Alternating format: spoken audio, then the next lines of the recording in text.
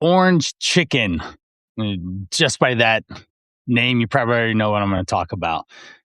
It's at the top seller for Panda Express. Not by accident. Chief Andy Cao built its sweetener less spicy than traditional dishes and made it more Americanized taste on purpose, and it worked. And orange chicken alone has more than sells 150 million different. I'm gonna do something here real quick.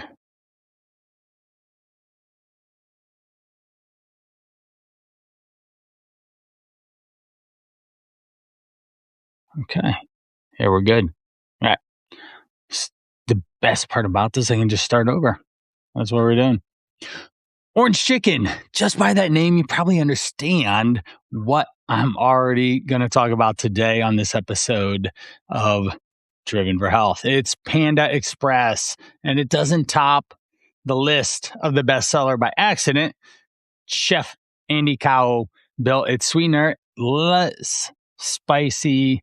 The sauce is more sweet and tastes so much better than most of the typical traditional dish and how it was. And he did it on purpose for the American taste. We're going to try it one more time because why not? All right. Orange chicken didn't become the top seller at Panda Express by accident. Chef Andy Cao built it sweeter and less spicy than traditional dishes. And it was made for the American taste on purpose because it would sell more. It worked. Orange chicken alone makes up more than a third of everything that this chain sells. And the company has moved more than 115 million pounds of this stuff in a single year. That's a lot of orange chicken. Here's what one order is actually going to cost you. Orange chicken is about 510 calories. The fried rice on the side, as almost everyone orders with it, is 620. That's 1,100 calories before you get a drink or an egg roll touches your tray. Order that same combo once a week for a year, and you're looking at close to 59,000 calories. Whoo-wee, that is a lot. That works out to be about 17 pounds of fat from one weekly habit alone, if all else is equal, if you just stack this on top of what you normally do. By the end of this episode, you'll know exactly what to order at Panda Express instead to make it healthier and happier for you. This is Driven for Health episode number 153. I'm Coach Brian Pirana.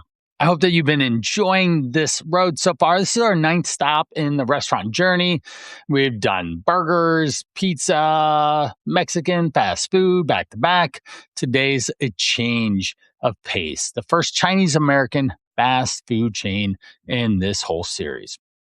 This menu is got a big range on it, from one spectrum being super healthy and the other spectrum, wow, I didn't realize there's that many calories or fat in this option. And there's what you say out of your mouth and gets put on your plate will make a big difference in how it impacts your waistline. Let's jump into the tiered list. 9 orders, worst to best, because that's what everyone likes. The worst one, unfortunately, is fried rice.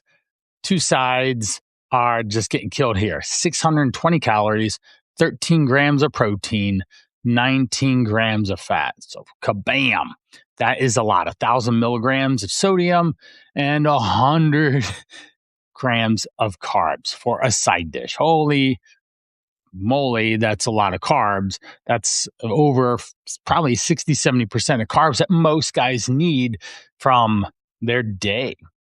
So this one is the side that eats like a second entree and never gets ordered like the first one, right? It's always just an add-on. Number 2 is chow mein, the noodly side dish. 3 out of 10. 600 calories, 15 grams of protein, 23 grams of fat, and another 1,000 milligrams of sodium with 90 for carbs. So it's still packing a wallop. It's very similar to the rice. These are just high calorie dense foods, generally served in large portions as well. The noodle side of this sounds a little bit lighter than the rice, but not by much, like 20 calories. So it's very comparable to each other. Number 3 is the Honey Walnut Shrimp. It's a 4 out of 10, 430 calories, 13 grams of protein, and 28 grams of fat with 700 grams of milligrams of sodium. Now, we just have to remember that generally I'm encouraging guys to eat 40 to 50 grams of protein in one meal. And generally, you're probably going to have somewhat similar amounts of carbs in that meal as well. So when just the side dish has 100, you see the problem here and you haven't eaten anything else.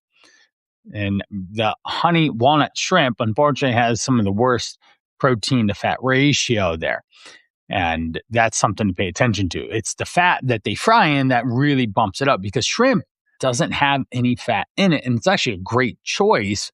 But to get the amount of shrimp that you need to balance out that fat to protein ratio, that's really going to turn this item into like a $15 deal here just for that one thing to get more shrimp. Number 4, the Beijing beef, 5 out of 10, 470 calories, 14 grams of protein, 27 grams of fat. Again, guys, just throwing out the fat amount. Generally, if you're in a fat loss phase, we're looking for 50 to 60 total grams of fat. And that makes this pretty challenging here for it being almost 50% of your fat intake for the day. The beef and the sauce are doing all the work here, and the protein really isn't, unfortunately. The legendary orange chicken comes in at number 5. This is the 6 out of 10 of these 510 calories, 16 grams of protein, but yet again, 24 grams of fat. When it's breaded and fried or oiled with, that ends up causing you a lot. So this is the crowd favorite, the fan favorite, but it's got very low amount of protein, unfortunately, and it's really hard to add more protein to it because it just adds more carbs and fats to that dish, which makes it more challenging. Number 6 is Kung Pao chicken. All right, 320 calories. As you notice, the calories are going down, mainly the fats going down and the protein's going up a little bit. Now with Kung Pao chicken, we have 17 grams of protein, 21 grams of fat, but 1,000 milligrams of sodium. That's just, again, for this particular item, not with the rice or the chow mein or whatever other side you would get. This is better protein than beef because chicken in general has less fat in it, but it still has similar amounts of sodium. Why? Because you're getting a processed food that's convenient and delivered to you with convenience and ease. So you can just show up and eat it, and the preservatives and the salt are for taste and to make it be transported all over the US to then serve at the restaurants. Number 7 is the mushroom chicken, 13 grams of protein, 14 grams of fat. So now we're starting to talk. We're getting a little bit closer to where protein and fat are somewhat equal. And this one ends up obviously being better. The 13 grams, let's do some quick math here. 13 times 4 is going to be, the mathing here. So it's going to be for 3, let's say 40.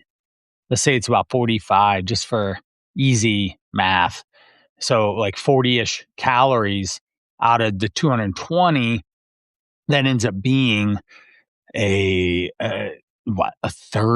fourth of the calories are coming from protein, but the fat and the carbs are making up the next. So that ends up being the challenge. Number 8, and we round out with number 9 here, or 9/10. There's a double whammy option here for the best on the list, but string bean chicken breast, 210 calories, 12 grams of protein, 12 grams of fat. This one, you could actually order 2 of it and it would make a really reasonably good meal. I would still sans the rice and chow mein to make it work. So string bean chicken breast is a big winner here, low sodium as well.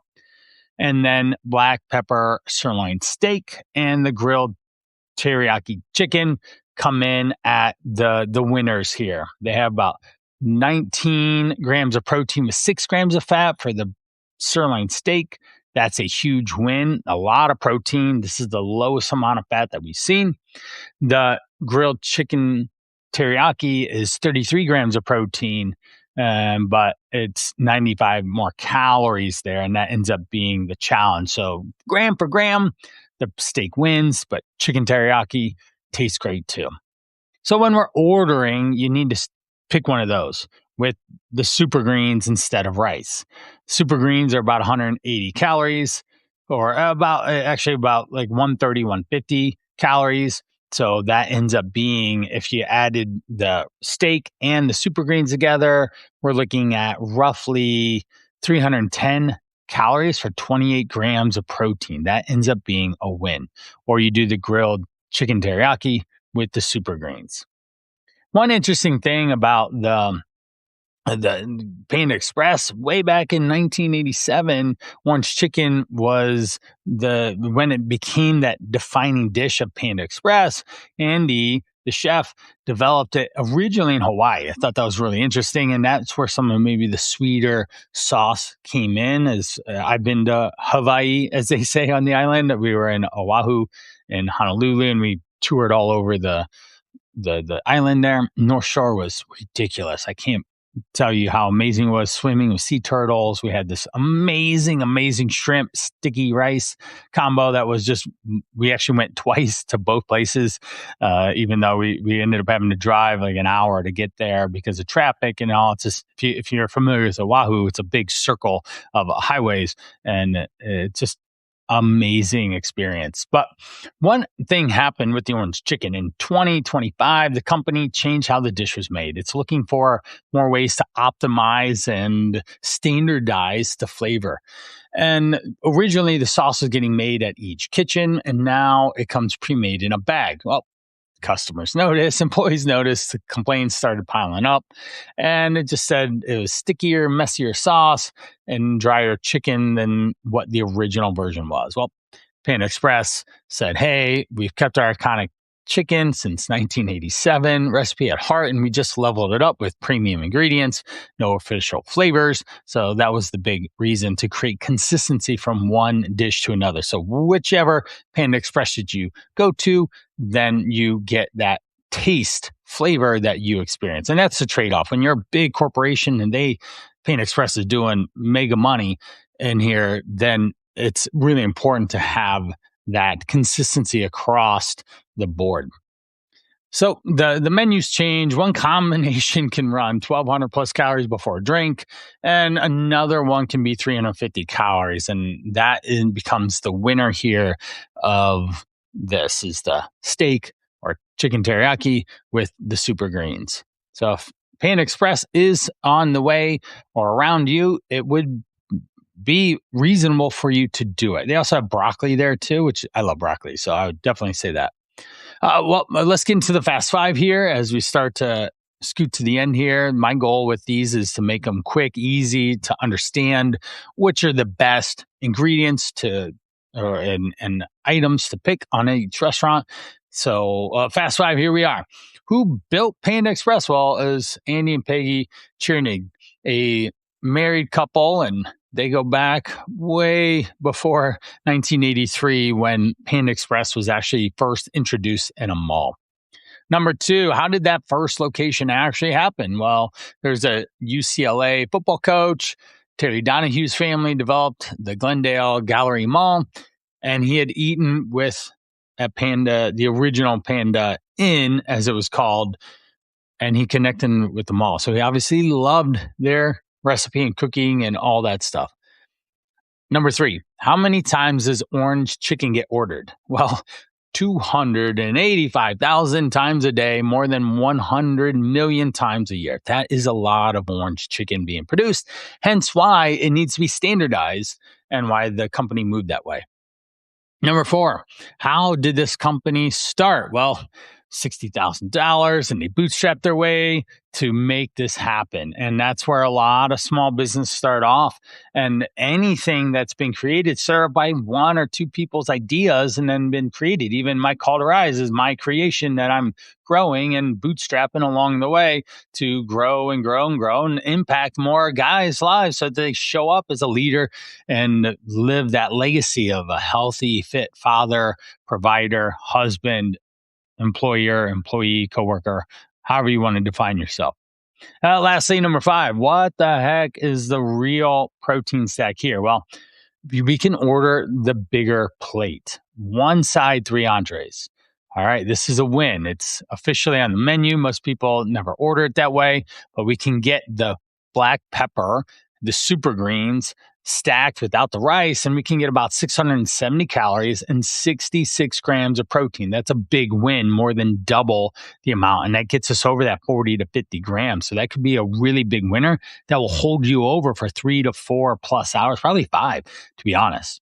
So I hope that number 5 was a sneaker there that you are still listening to and you write down. That was, I purposely placed it near the end.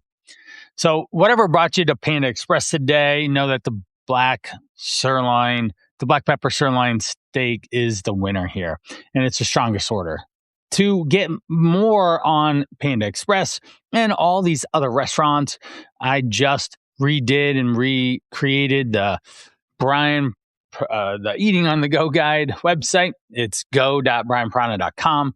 Eating on the Go guide. That's all one word. It'll be in the show notes.